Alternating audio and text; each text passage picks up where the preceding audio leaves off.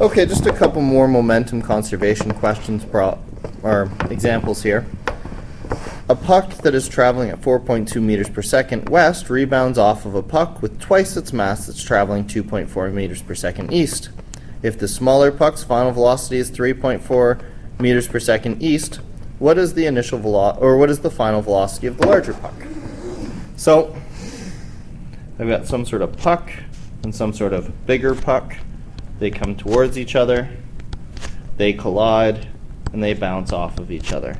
The question is, I think this one was 4.2, and this one was 2.4. I drew east and west backwards, but if you ignore that, I just do it again. Small puck, big puck. The small puck was going 4.2 west. The big puck is going 2.4 east. They bounce off each other. The little puck bounces back at 3.4 east. This is the little one, just the little guy.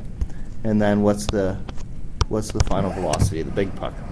I drew it as if it's going west. It might be going east. We'll figure it out as we go along. So the total momentum before has to equal the total momentum after, which means the mass of puck A times the initial velocity of puck A plus the mass of puck B times the initial velocity of puck B has to be equal to the mass of puck A times the final velocity of puck A plus the mass of puck B times the final velocity of puck B. I'm going to use east as my positive direction. And the other trick here is that I don't know the actual mass of the pucks. So it says that the bigger puck, MB, is twice as big as MA. So when I substitute this for the mass of the bigger puck, what we're going to see is that I'll end up with MA in every term. And then as a result, I can cancel that out and solve the problem without ever knowing the mass of either puck. So again, west rebounds a puck with twice its mass, so 2 times the mass of puck A. So MA, what is that? 4.2 negative 4.2, because I made east positive, and that's west, plus MB, which is actually twice mass A, times 2.4 east, and again I made that positive, so we're good there, equals MA 3.4 positive, right, 3.4 meters per second east, plus MB, which remember is twice the mass of puck A, times the unknown final velocity of puck B. So now I have mass A in every term, so I can get rid of it. So I get negative 4.2 plus 4.8, 2 times 2.4, equals 3.4 plus 2 times V2B. So 4.2 minus 4.8, oops, let's try that again. 4.8 minus 4.2 gives me 0.6.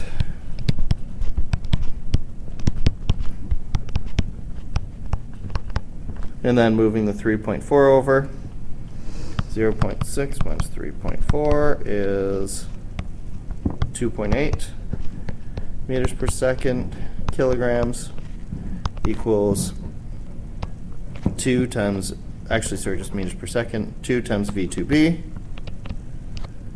And then dividing both sides by 2, I get the final velocity of puck B to be 1.4 meters per second. And remember, I've made my positive direction east. So there you go. Puck collides with another puck. Let's do one more. Small toy can accelerate forward by shooting a small ball backwards. The toy has a mass of 200 grams. The ball has a mass of 50 grams. If the toy can launch the ball at a speed of 6.5 meters per second, what's the fastest speed the toy can go after the launching? So I don't know. We imagine this like toy car or something like that. that has some sort of launching mechanism for a ball. It shoots the ball at the back, and that's going to cause the car to move forward. Car has a mass of 200 grams, ball has a mass of 50 grams, and it shoots the ball with 6.5 meters per second. So what we're assuming in this case is that initially V1 is 0 for both objects. They're stationary. So when I say momentum 1 equals momentum 2 total, what's nice here is momentum 1 is 0. And momentum 2, on the other hand, is the mass of the ball times the velocity of the ball plus the mass of the toy car times the velocity, final velocity of the toy car. I showed the 50-gram ball moving to the left in the diagram, and I guess I'm thinking of that because I'm going to make this my positive direction, and so I'm going to treat this 6.5 meters per second as if it's a negative. So substituting 50 grams, or 0.05 kilograms, times the velocity, the final velocity, which will be negative 6.5 meters per second. And that's going to be equal to the mass of the toy, which is 0.2 kilograms, times the the velocity of the toy, final. So 0.05 times 6.5 gives me 0.325.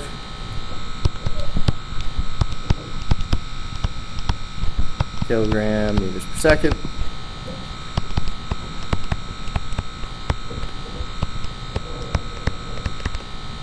Moving that over, I get 0.325 kilogram meter per second, which is going to be equal to 0.2 kilograms.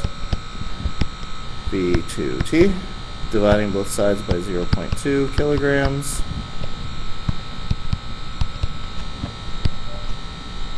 V2t is equal to 1.625 meters per second. And because I called this one negative, right, I made the way the ball was shooting negative, the toy is moving in the positive direction. So the toy weighs more, it doesn't go as fast as maybe we were hoping, but it does move forward when it pushes the ball in the backwards direction.